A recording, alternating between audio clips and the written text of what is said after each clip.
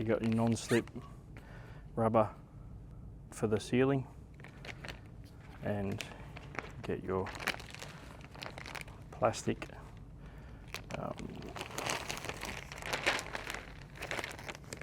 it's going to go on the sealing, that bit there. And get your clip, push it back over those feet and lock it on so your plastic doesn't move. Then you get your pole and the ball joint clips in.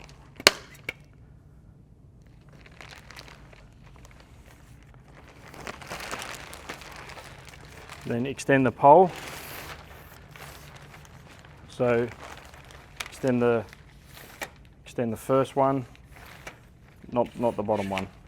Extend the first one.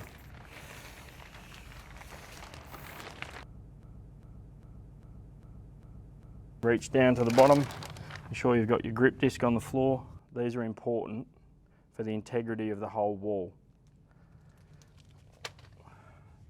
So you've got your plastic attached to the top. You get your grip disc and put it on the floor underneath your pole, like so, and then you get your plastic. And because you've left that 10mm buffer at the top, you can lift the pole up to get the plastic above the grip disc and underneath the pole. And pull the plastic tight.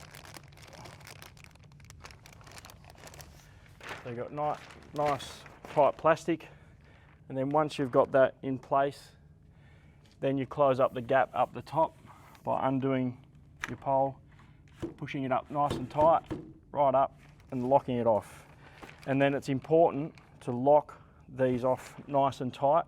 If they're not locked off enough, the wall can come down. So it's very important to lock that off once you've extended the pole fully.